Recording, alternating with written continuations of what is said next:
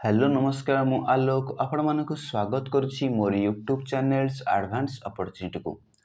एबे plus two second year political science रो unit 2 रो बछा बछा 2 1 3 मार्क्स को आलोचना करिबा जदि वीडियो को आरंभ लास्ट पर्यंत देखुचंती समस्त सिलेक्टेड क्वेश्चन पाई जिवे हला कोनोसी भी स्किप करंतु नाही जदि भी आपण माने याको जानि छंती आउटे पुनः रिवाइज कर दंतु जोटा कि माइंड रे आहुरी भलो भाबरे माइंड रे मन रहि जो ठीक अछि। फास्ट प्रश्न रोची आर्थिक जरूरीकालीन परिस्थिति कौन देख आर्थिक जरूरीकालीन परिस्थिति कहला पूर्व आम जरूरीकालीन परिस्थिति विषय जाना आम साधारणतः जाने तीनोटी जरूरीकालीन परिस्थिति अच्छी गोटे 352 आउ गोटे 356 आउ गोटे 360 है ये जो 360 धारा जोटा जो जरूरीकालीन परिस्थिति अच्छी आर्थिक जरूरीकालीन परिस्थिति कहले जोटा कि आम एवं आलोचना करें संविधान 360 धारा अनुसार आर्थिक जरूरीकालीन परिस्थिति घोषणा कर लिखिता से केंद्र मंत्रिमंडल अनुमोदन सह राष्ट्रपति को लिखित भाव जनइले राष्ट्रपति यह जारी करती देख राष्ट्रपति को जब आम जनइबा राष्ट्रपति या जारी करेंगे ताहले आम जानीदे राष्ट्रपति आर्थिक जरूरीकालीन परिस्थिति घोषणा करती केंद्र मंत्रिमंडल मान जब अनुमोदन करती ना आर्थिक जरूरीकालीन परिस्थिति घोषणा कर राष्ट्रपति या घोषणा करेंगे जेतेबेले भारतर राष्ट्रपति उपलब्धि करेंगे जे राष्ट्र में आर्थिक स्थिरता नहीं देख जितेबाला आर्थिक स्थिरता नहीं तो घोषणा करेंगे किसी असुविधा नहीं आर्थिक जरूरीकालीन परिस्थिति घोषणा होबार 2 मास मध्य पृथक पृथक भाव में संसदर उभय गृह अनुमोदन लोड़ी था देख कंपलसरी जदि आर्थिक जरूरीकालीन परिस्थिति घोषणा होगा तार घोषणा होबार 2 मास मध्य पृथक पृथक भाव में संसद जमी कौन बस्तव ना माने तार गृह अनुमोदन होतिबो जदि नहला तार सेटा कौन हम जदि अनुमोदन होची तार सेटा रद्द हो रद्द मान सेटा स्टॉप हो आगू चली पारिबो नाही ठीक अच्छे आउ किसी ना बहुत इजी थिला हला एबे हम नेक्स्ट प्रश्न जीवा गोटे रोचे राष्ट्रपति शासन कौन टिके शॉर्ट आम आलोचना करिबा संविधान 355 धारा अनुसार राज्य गुड़िक सांविधानिक उपाय परिचालित होउची कि नाही ताहा केंद्र सरकार निश्चित होगा जरूरी देख से भेरी सिंपल अच्छी 355 धारा कौन अच्छी ना राज्य गुड़िक ठीक से कार्य करुचना ना सांविधानिक उपर कार्य करुचना ना केंद्र सरकार निश्चित करेंगे सबू राज्य ठीक से कार्य करुचना ना केंद्र सरकार निश्चित करेंगे जदि कौन राज्य सरकार संविधान अनुसार चलूना माने संविधान नियम अनुसार आम नियम अनुसार जो चलूना जदि जानिले किए राष्ट्रपति जानिले जदि कौन राज्य माने राज्यर सरकार सांविधानिक उपाय कार्यकारी होनी बोली राष्ट्रपति जानवे ताहले कौन हम ना केंद्र मंत्रिमंडल परामर्श क्रमे राष्ट्रपति राज्य संविधान धारा 356 को जारी करती बुझीपाल कौन कहली माने 356 से जारी करदे माने कौन राज्य यदि ठीक से कार्य करूना जेकोसी राज्य हो यदि सांविधानिक उपर कार्य करूना राष्ट्रपति जाइले से 356 धारा लागू करदे है यह सांविधानिक जरूरीकालीन परिस्थिति किंबा राज्यर राष्ट्रपति शासन जारी किया जाए आम तो कहीदेल ना 352 356 360 तीनटाक राष्ट्रपति जारी करेंगे है 356 बुझीपार है किसी असुविधा नहीं बहुत इजी अच्छी है राष्ट्रपति शासन कौन है राज्य शासन राष्ट्रपति को हस्तक करारी से कौन से जो राज्यर शासन संस्था से राज्य को पलैब सॉरी राष्ट्रपति पाखक पलैब राज्यर जदि ठीक से कार्य होना राष्ट्रपति जानले 356 धारा जारी कर निज हाथ को नहीं क्लियर एतिक ही थिला जोटा कहते राष्ट्र यहाँ कहते आम राज्य भित्तिक जरूरीकालीन परिस्थिति है आउट रोची धारा 1 कौन धारा 1 आम क्लियर करवा संविधान प्रथम धारा आर्टिकल 1 रे कहुए भारतर राज्य मानक एक संघ बा यूनियन ऑफ स्टेट्स भारत राज्य मानक एक संघ बा विभिन्न प्रकार राज्य को लेकिन गोटे राज्य आम भारत सृष्टि है भारत संपूर्ण रूपे एक संघीय किंबा एक ऐकिक नुहे बरम उभयर एक सम्मिश्रित रूप देख आम भारत गोटे गोटे किंबा माने जे कहनी कि गोटे एक संघ नुह कि ऐकिक संघ नुहे है सी कौन कौन ना सम्मिश्रित माने मिश्रित भाव में है संघ होकर रोचंती है माने एकत्रित होकर विभिन्न राज्य को नहीं राष्ट्रटा तैयारी है यह 28 राज्य और 9टी केन्द्रशासित अंचल को नहीं गठित 28 8 करदब है परवर्ती समय नुआ अधिकृत अंचल यह मिसी पार माने एटा चेंज हो पार यहाँ सब सेम रही माने ना बर्तमान सुधा 28 राज्य 8टी केन्द्रशासित अंचल अच्छी है ये जिन आउ कि ना धारा 1 बଳରେ ଏଟା ହିଁ ରହିଛି। ଗୋଟେ ରହୁଛି ପୌର ନିଗମ କ'ଣ? ଦେଖ ଆମେ ଜାଣିଛେ ସହରାଞ୍ଚଳ ସ୍ୱାୟତ୍ତ ଶାସନ ସଂସ୍ଥା ମଧ୍ୟରେ ତିନୋଟି ସଂସ୍ଥା ମାନେ ତିନୋଟି ସ୍ତର ରହିଛି, ଯେମିତିକି ସର୍ବନିମ୍ନ ସ୍ତର ଯେମିତି ପଞ୍ଚାୟତ ଆମର ଜିଲ୍ଲା ପରିଷଦ କହୁଛି, ସେଟା କ'ଣ? ସେଟା ହେଉଛି ବିଜ୍ଞାପିତ ଅଞ୍ଚଳ ପରିଷଦ ସହରର, ଯେଉଁଟା କହନ୍ତି ନ୍ୟାକ୍ ହେଲା। ସେମିତି ସଭା ଉପରେ କିଏ ରହୁଛି? ଟପ୍ରେ କିଏ ରହୁଛି? ଟପ୍ରେ ରହୁଛି ହେଲା ଭାରତର ବଡ଼ ବଡ଼ ନଗରମାନଙ୍କର ପୌର ନିଗମ ବା କର୍ପୋରେସନ୍ ଦେଖାଯାଏ, ସେଟା ସବୁଠୁ ଉପରେ ହେଲା। ପୌର ନିଗମ ହେଉଛି ସହରାଞ୍ଚଳ ପାଇଁ ସର୍ବବୃହତ୍ ସ୍ୱୟଂ ଶାସନ ସଂସ୍ଥା ବା ଅନୁଷ୍ଠାନ ଅଟେ। ମୁଁ ତୁମକୁ ବୁଝେଇଲି ନା, ଏଇଟା ଟପ୍ରେ ରହିବ। ତଳେ କିଏ ରହିବ? ବିଜ୍ଞାପିତ ଅଞ୍ଚଳ ପରିଷଦ ହେଲା। 3 ଲକ୍ଷ କିମ୍ବା ତହିଁରୁ ঊର୍ଦ୍ଧ୍ୱ ଜନସଂଖ୍ୟା ବିଶିଷ୍ଟ ନଗରମାନଙ୍କରେ ପୌର ନିଗମ ପ୍ରତିଷ୍ଠା ହୋଇପାରିବ। ତାହେଲେ ମନେ ରଖ ହେଲା, 3 ଲକ୍ଷ ନହେଲେ ତାଠୁ ଅଧିକ ଲୋକ ଥିଲେ ପୌର ନିଗମ ଗଠନ ହୋଇପାରିବ ହେଲା। ଏହାର ଅଧ୍ୟକ୍ଷକୁ ମେୟର କୁହାଯାଏ। ଟିକେ ସର୍ଟରେ ମନେ ରଖ, ବହୁତ ସାରା ଇମ୍ପୋର୍ଟାନ୍ସ ରହିଛି। 2 and 3 ମାର୍କ୍ସ ସର୍ଟ ଟାଇପ୍ ଆସିଯାଇପାରେ। ବୁଝିପାରିଲ? ସହରାଞ୍ଚଳ ସ୍ୱାୟତ୍ତ ଶାସନ ସଂସ୍ଥାର ସର୍ବୋଚ୍ଚ ସ୍ତରକୁ କ'ଣ କୁହାଯାଏ? ଏବେ ଆମେ ପଢ଼ିବା ଗ୍ରାମସଭା କ'ଣ? ଦେଖ ପ୍ରତ୍ୟେକ ପଞ୍ଚାୟତରେ 18 ବର୍ଷ କିମ୍ବା ମାନେ ତାଠୁ ଅଧିକ ସମସ୍ତ ପଞ୍ଜୀକୃତ ଭୋଟଦାତାଙ୍କୁ ନେଇକି ଏକ ଗ୍ରାମ୍ୟ ସ୍ତରୀୟ ପଲ୍ଲୀସଭା ବା ପଞ୍ଚାୟତ ସ୍ତରରେ ଗ୍ରାମସଭା ଗଠନ କରାଯିବାର ବ୍ୟବସ୍ଥା ହେଇଛି। ତୁମେ ଜାଣିଥିବ କ'ଣ କହୁଛି ନା, ଯେତେ ସବୁ 18 ବର୍ଷ ପିଲା ପ୍ଲସ୍ ରହିଲେ ସେମାନଙ୍କୁ ନେଇକି ଗ୍ରାମସଭା ଗଠନ କରାଯାଇଥାଏ। ଗ୍ରାମସଭାରେ ବୈଠକ ଫେବୃଆରୀ ଓ ଜୁନ୍ ମାସରେ ବସିବା ନିୟମ ରହିଛି। ଦେଖ ଏଇ ଦୁଇଟା ମନେ ରଖ, ଫେବୃଆରୀ ଓ ଜୁନ୍ ମାସରେ ବସିବ ହେଲା। ପ୍ରତ୍ୟେକ ପଲ୍ଲୀସଭାର ସଦସ୍ୟମାନେ ଗ୍ରାମ୍ୟସଭାର ସଦସ୍ୟ ଅଟନ୍ତି।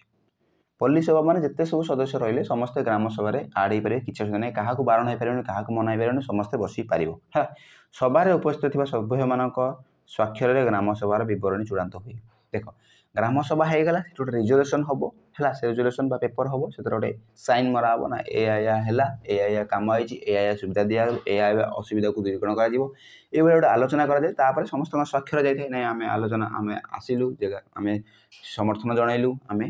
ସପୋର୍ଟ କଲୁ, ଏଇଭଳିଆ ଗୋଟେ ଛୋଟିଆକି ରେଜୁଲେସନ୍ ପାସ୍ କରାଯାଇଥାଏ। ଏଇଟାକୁ କୁହନ୍ତି ଗ୍ରାମସଭା। ଠିକ୍ ଅଛି। ଏବେ ଆମେ ନେକ୍ସଟ ପ୍ରଶ୍ନ ଯିବା। ଗୋଟେ ରହୁଛି ଆନ୍ତଃରାଜ୍ୟ ପରିଷଦ କ'ଣ? ଦେଖ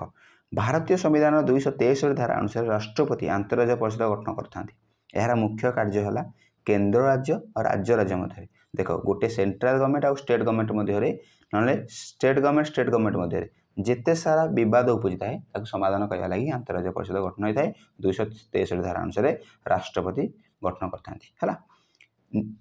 ଆଉ କ'ଣ କହୁଛି? ନୀତି ଓ କାର୍ଯ୍ୟର ସମନ୍ୱୟ ପାଇଁ ଏହା କାର୍ଯ୍ୟ କରେ। ମାନେ ଯେଉଁଟା କହନ୍ତିନି ସମନ୍ୱୟ ରକ୍ଷା କରିବା, କଣ୍ଟ୍ରୋଲ କରିବା ହେଲା, ଶାନ୍ତି ବଜାୟ ରଖିବା ପାଇଁ ଏଇଟା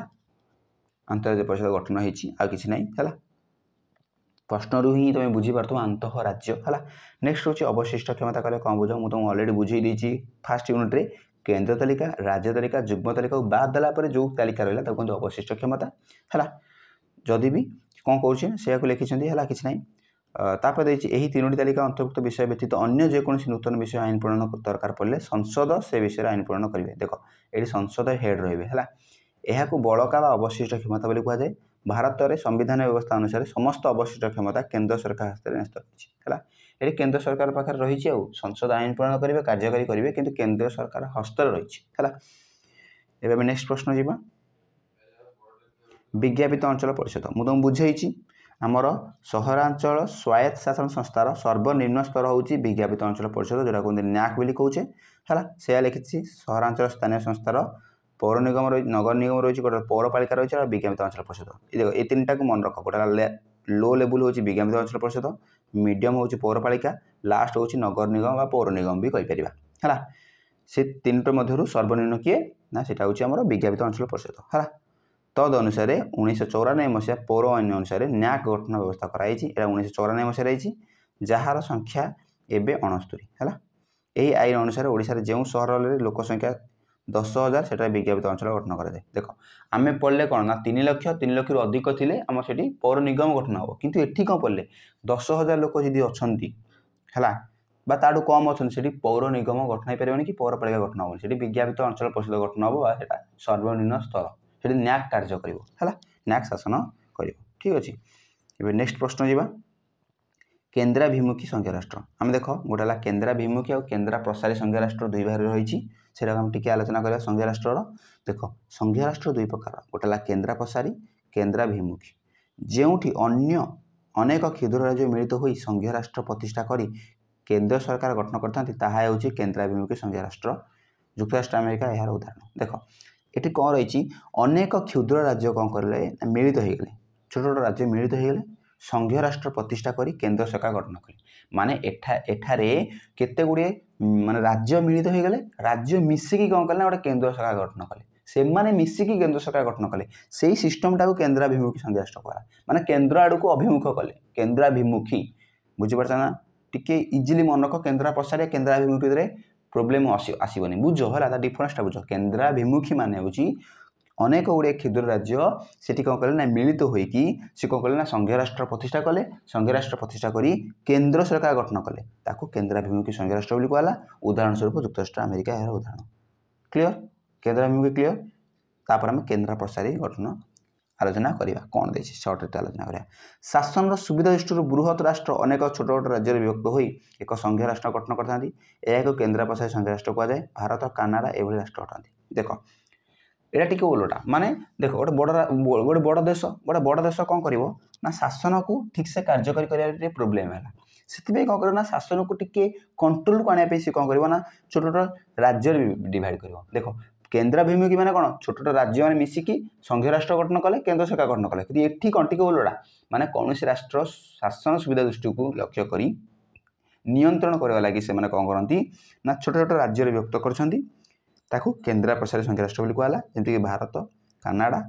ଏଭଳି ଉଦାହରଣ ଦେଖ ଭାରତ ଯେତେବେଳେ ପ୍ରୋବ୍ଲେମ୍ ହେବ ମନେକର ଓଡ଼ିଶା ଗୋଟେ ବଡ଼ ଓଡ଼ିଶା ହେଇଗଲା ମାନେ ବଡ଼ ଏରିଆ ହେଇଗଲା କଣ୍ଟ୍ରୋଲ କରିବା ପାଇଁ ସେଇଟା କ'ଣ ଡିଭାଇଡ଼ କରାଯିବ କାହିଁକି ଶାସନକୁ ସୁବିଧା କରିବା ପାଇଁ ସେଇଭଳିଆ ବୁଝିପାରୁଛ ନା କିଛି ଅସୁବିଧା ନାହିଁ କେନ୍ଦ୍ର ପ୍ରସାରୀ କେନ୍ଦ୍ରାଭିମୁଖୀ ଟିକେ ମାଇଣ୍ଡ ଡିଷ୍ଟର୍ବ ହେବ ଟିକେ ବୁଝିଦିଅ ହେଲା ଦେନ୍ ରହିଲା ଜାତୀୟ ଜରୁରୀକାଳୀନ ପରିସ୍ଥିତି ମୁଁ ତୁମକୁ ବୁଝେଇଛି ଅଲରେଡ଼ି ବୁଝେଇଛି ଯେ କ'ଣ ନା ତିନୋଟି ଗୋଟେ ହେଲା ଆର୍ଥିକ ଜରୁରୀକାଳୀନ ପରିସ୍ଥିତି ଗୋଟେ ହେଲା ଜାତୀୟ ଆଉ ଗୋଟେ ହେଲା ରାଜ୍ୟ ଜରୁରୀକାଳୀନ ପରିସ୍ଥିତି ଦେଖ ରାଜ୍ୟ ଜରୁରୀକାଳୀନ ପରିସ୍ଥିତି ଆମେ 356 କହିଲେ ଯଦି କୌଣସି ରାଜ୍ୟ ସାମ୍ବିଧାନିକ ଉପରେ ଠିକ୍ସେ କାର୍ଯ୍ୟ କରୁନାହିଁ ରାଷ୍ଟ୍ରପତି ଶାସନକୁ ପଳାଇବ ଯାହାକି 356 ବ୍ୟବସ୍ଥା ବୋଲି କୁହାହେଉଛି ବା ଯାହା ରାଜ୍ୟ ଜରୁରୀକାଳୀନ ପରିସ୍ଥିତି ବୋଲି କୁହାହେଉଛି କିନ୍ତୁ 352ଟା କ'ଣ ସେଇଟା ହେଉଛି ଜାତୀୟ ଜରୁରୀକାଳୀନ ପରିସ୍ଥିତି ହେଲା ଆମ ସମ୍ବିଧାନରେ ବର୍ଣ୍ଣିତ ଜରୁରୀକାଳୀନ କ୍ଷମତା ମଧ୍ୟରେ ଏହା ଅନ୍ୟତମ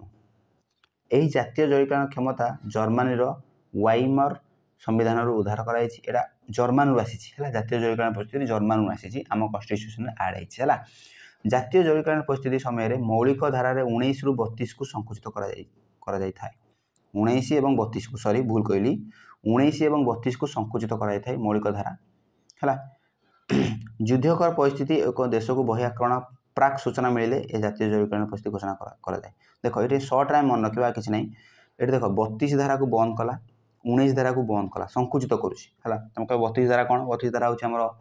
ଆମର ସୁପ୍ରିମକୋର୍ଟର ଆମର ରାୟ ପାଇଁ ଆମେ 32 ଧାରାକୁ ବା ସୁପ୍ରିମକୋର୍ଟର ଯେତେବେଳେ ଆମେ ପାଖକୁ ଯାଉଛେ ତାକୁ 32 ଧାରା ଲାଗୁ କରାଯାଇଥାଏ ହେଲା ତାହେଲେ ଆମେ କ୍ଲିୟର ହେଇଯାଉଛେ କିଛି ଅସୁବିଧା ନାହିଁ ଏ ଦୁଇଟା ଧାରାକୁ ଆମେ କ୍ଲିୟର କରିବା ଏଇଟା ସଂକୁଚିତ କରୁଛି ଆଉ ଯୁଦ୍ଧ ପରିସ୍ଥିତି ବା ଦେଶକୁ ବହି ଆକ୍ରମଣ ଦ୍ୱାରା ସୂଚନା ମିଳିଲେ ଯଦି କିଛି ବାହାର ଦେଶ ଆକ୍ରମଣ କରୁଛି ବା ଯୁଦ୍ଧ ହେବାର ଆଶଙ୍କା ରହିଛି ତାକୁ ଏଡ଼ାଇବା ପାଇଁ ଜାତୀୟ ଜରୁରୀକାଳୀନ ପରିସ୍ଥିତି କ୍ଷମତା ପ୍ରୟୋଗ କରାଯାଇଥାଏ ଠିକ୍ ଅଛି ଏତିକି ଆଉ କିଛି ମନେ ନାହିଁ ଆଉ କିଛି ମନେ ରଖିବା ଦରକାର ନାହିଁ ଏତିକି ସର୍ଟରେ ମନେ ରଖ ହେଲା ଆମେ ନେକ୍ସଟ ପ୍ରଶ୍ନ ଯିବା ଅର୍ଥ ଆୟୋଗ ଯେଉଁଟାକି ଭେରି ଭେରି ଇମ୍ପୋର୍ଟାଣ୍ଟ ପ୍ରଶ୍ନ ହେଲା 280 ଧାରାରେ ରାଷ୍ଟ୍ରପତି କ'ଣ କରିବେ ନା ପ୍ରତି 5 ବର୍ଷ ଥରେ ଏକ ଅର୍ଥ ଆୟୋଗ ନିଯୁକ୍ତି କରନ୍ତି ଅର୍ଥ ଆୟୋଗର କେନ୍ଦ୍ର ଓ ରାଜ୍ୟମାନଙ୍କ ମଧ୍ୟରେ ଆର୍ଥିକ ସମ୍ପର୍କ ସମୀକ୍ଷା କରେ ଦେଖ କେନ୍ଦ୍ର ସରକାର ଆଉ ରାଜ୍ୟ ସରକାର ମଧ୍ୟରେ ଆର୍ଥିକ ସମ୍ପର୍କର ସମୀକ୍ଷା କରିବା ପାଇଁ ଆମେ ଅର୍ଥ ଆୟୋଗ ଗଠନ କରିଥାଉ ଯେଉଁଟାକି 280 ଧାରାରେ ଏଇଟା ବର୍ଣ୍ଣିତ ହୋଇଛି ଆଉ ପ୍ରତି 5 ବର୍ଷ ଥରେ ଏଇଟା ବସିଥାଏ ହେଲା ଏହା ସେମାନଙ୍କ ମଧ୍ୟରେ ରାଜସ୍ୱ ବଣ୍ଟନ ପାଇଁ ନୀତି ନିର୍ଦ୍ଧାରଣ କରେ ଅର୍ଥ ଆୟୋଗ ରାଜ୍ୟମାନଙ୍କୁ ଋଣ ପ୍ରଦାନ ଓ ଅନୁଦାନ ପ୍ରଦାନ ନୀତି ସ୍ଥିର କରେ ଦେଖ ଅର୍ଥ ଆୟୋଗର କାମ କ'ଣ ନା ରାଜ୍ୟମାନଙ୍କୁ ଋଣ ଦେବା ରାଜ୍ୟମାନଙ୍କୁ ଅନୁଦାନ ଦେବା ସାହାଯ୍ୟ କରିବା ଏଇଟା ହେଉଛି ମୂଳ କାରଣ ହେଲା ପୁଣି ଏହା ରାଷ୍ଟ୍ରପତିଙ୍କ ଦ୍ୱାରା ଉପସ୍ଥାପନ କରାଯାଇଥିବା ଆର୍ଥିକ ସମସ୍ୟା ଉପରେ ସୁପାରିଶ କରେ ଅର୍ଥ ଆୟୋଗ ଭାରତରେ କେନ୍ଦ୍ର ଓ ରାଜ୍ୟ ମଧ୍ୟରେ ଆର୍ଥିକ ସମ୍ପର୍କ ସୁଦୃଢ଼ କରିବାରେ କିଛି ଭୂମିକା ନିର୍ବାହ କରିଥାଏ ହେଲା କେନ୍ଦ୍ର ଓ ରାଜ୍ୟ ମଧ୍ୟରେ ଆର୍ଥିକ ସମ୍ପର୍କକୁ ସୁଦୃଢ଼ କରିବା ପାଇଁ ଡେଭଲପ୍ କରିବା ପାଇଁ ଷ୍ଟ୍ରଙ୍ଗ କରିବା ପାଇଁ ଆର୍ଥିକ ସ୍ଥିତି କେମିତି କେନ୍ଦ୍ର ସରକାର ପାଖରେ ରହିବ ଭଲ ରାଜ୍ୟ ସରକାର କେମିତି ଭଲସେ ଭଲ ଅନୁଦାନ ପାଇବ କେମିତି ଡେଭଲପ୍ ହେବ କେମିତି କେତେ ତାକୁ ଋଣ ଦିଆଯିବ ସବୁକିଛି ସମ୍ପର୍କ ସମସ୍ତ ବିବରଣୀ ଅର୍ଥ ଆୟୋଗ ଭିତରେ ଦିଆଯାଇଥାଏ ଆଉ ସେମାନଙ୍କ ମଧ୍ୟରେ ସମନ୍ୱୟ ରକ୍ଷା କରାଯାଇଥାଏ ଠିକ୍ ଅଛି ଏଇଟା ଅର୍ଥ ଆୟୋଗର ମୂଳ ଲକ୍ଷ୍ୟ ଏବେ ନେକ୍ସଟ ପ୍ରଶ୍ନ ହେଲା ନେକ୍ସଟ ପ୍ରଶ୍ନ ରହୁଛି ଭାରତ ହେଉଛି ଏକ ଅର୍ଦ୍ଧସଂଘୀୟ ରାଷ୍ଟ୍ର ଆମେ ତ ଜାଣିଛେ ଭାରତ ହେଉଛି ଏକ ଅର୍ଦ୍ଧସଂଘୀୟ ରାଷ୍ଟ୍ର ହେଲା କାହିଁକି ଅର୍ଦ୍ଧସଂଘୀୟ ରାଷ୍ଟ୍ର ବୋଲି କୁହାଯାଉଛି କାହିଁକିନା ଅଧା ହେଲା କାହିଁକି ଅଧା କୁହାଯାଉଛି ପଢ଼ିବା ଟିକେ ପ୍ରଫେସର କେସି ହୁରେଙ୍କ ମତରେ ଭାରତ ହେଉଛି ଏକ ଅର୍ଦ୍ଧସଂଘୀୟ ରାଷ୍ଟ୍ର ଏହାର ଅନେକ କାରଣ ରହିଛି କ'ଣ କାରଣ ପାଇଁ ଅର୍ଦ୍ଧସଂଘୀୟ ରାଷ୍ଟ୍ର କହିଲା ଦେଖ ପ୍ରଥମତଃ କ୍ଷମତା ବିଭାଜନ ଯୋଗୁଁ କେନ୍ଦ୍ର ସରକାର राज्य मान अपेक्षा खूब शक्तिशाली आम तो जाचे यदि पावर पर जाए केंद्र सरकार कौन करे ना राज्य सरकार तुलन में अधिक अधिक पावरफुल है खूब शक्तिशाली। द्वितीयतः जदि भारत एक संविधान अच्छी राज्य व्यवस्थापिका कौन संविधान संशोधन में खूब कम क्षमता पाई देख भारतीय संविधान में किसी भी जदि आम संविधान में किसी भी व्यवस्थापिका सभार बसला सेठी कौन कहते ना राज्य तुलन सॉरी केंद्र सरकार तुलन में राज्यर जो क्षमता अच्छे राज्यर अधिकारी अच्छे से बहुत कम क्षमता पाई से माने निजर मत देवाई सी कही ना खूब कम क्षमता रही कौन पर ना संविधान जदिव भारत एक संविधान अच्छी राज्य व्यवस्थापिका गण संविधान संशोधन पर खूब कम क्षमता पाई। तृतीयतः राष्ट्रपति को जरूरीकालीन घोषणा क्षमता तथा सदाबले आर्थिक सहायता राज्य मान केन्द्र को चातक पर चाह रही है व्यवस्था इत्यादि केन्द्र को खूब शक्तिशाली कर देख आउ गोटे इजिली बुझे दूसरी माने सदा सर्वदा कौन करते ना चातक भाई अनै था राज्य सरकार केंद्र सरकार को कहीं ना जेहेतु केंद्र सरकार पावर अधिक सी सदा सर्वदा केंद्र सरकार उपर निर्भर करता है चातक भाई अनै था कौन पे आर्थिक सहायता निमंते। नेक्स्ट रोची सुतराम भारत हूँ एक अर्धसंख्या राष्ट्र ये ही भारत को अर्धसंख्या राष्ट्र बोली कहला कहीं से राज्य सरकार गोटे अल्प क्षमता रोचे ना केंद्र सरकार अधिक अधिक क्षमता रही जाऊँगी गोटे फाड़िकिया हो जाए शासन तेणुक अधा बोली कहला क्लीयर आ कि ना यही रिजन पे अर्धसंख्या राष्ट्र बोली कहला। नेक्स्ट प्रश्न 73तम संविधान देख बहुत इंपोर्टेंट प्रश्न है 73तम संविधान कौन ना वर्तमान भारत में 73तम संविधान संशोधन आईन 1992 व्यवस्था अनुसार पंचायत राज व्यवस्था कार्य कर तुम तो जानी पंचायत राज व्यवस्था कहले हम 3टी स्तर ग्रामांचल ग्राम पंचायत मध्यम स्तर पंचायत समिति उच्च स्तर हो जिला परिषद ये जो पंचायत राज व्यवस्था यहाँ 73तम संविधान संशोधन आईन बल 1992 मसीहा परठार कार्य करुँच यार मुख्य अंश गुड़ निर्णय दिगला ना भारत समस्त ग्राम ग्राम सभा तो जाचे पंचायत राज व्यवस्था 3 स्तरीय हो जाचे 3टा स्तर कहले ग्राम पंचायत पंचायत समिति जिला परिषद नहीं गठित हो यार प्रतिनिधि मैंने भोट मान द्वारा सीधा सड़क निर्वाचित होते है ये जिन किसी ना यहाँ पूरा टोटाली पंचायत राज व्यवस्था कहीदेला है एवं आम जड़वा केंद्र तालिका भेरी भेरी इंपोर्टेंट रोचे क्वेश्चन आसूची है भारत एक संघीय राष्ट्र आम जाचे संघ भाव में शासन कर गोटे केंद्र सरकार और अन्य राज्य सरकार सहावस्थान करते गोटे सेंट्रल गवर्नमेंट और अन्य स्टेट गवर्नमेंट रही है संविधान से क्षमता बंटन व्यवस्था रही तद अनुजाई 3 गोटी तालिका व्यक्त कराई सारा राष्ट्र में गुरुत्व बहन कर 69 विषय केंद्र तालिका स्थानित होती देख 69 एवं 100 हो जाए माने आमर 3टा क्षमता कराई गोटे केंद्र तालिका राज्य तालिका जुग्म तालिका से जो केंद्र तालिका रही 69 विषय कार्यकारी कराई से 69 विषय मध्य केते गुड़े आम इंपोर्टेंट प्रश्न पढ़ीदा पावर पढ़ीदा गोटे प्रतिरक्षा रेलवाई परमाणु शक्ति वैदेशिक व्यापार इत्यादि हूँ केंद्र तालिकार अंतर्भुक्त केवल संसद केंद्र तालिकाभुक्त विषय उपर आईन प्रणयन करेंगे है केंद्र तालिका उपर संसद आईन प्रणयन करेंगे है सर्ट्रे मन रख आगे ना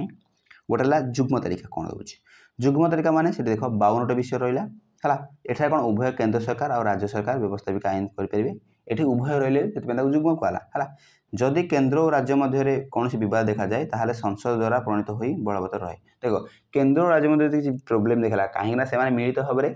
जुग्म तालिका को कंट्रोल करते से बद देखा संसद को पलैब है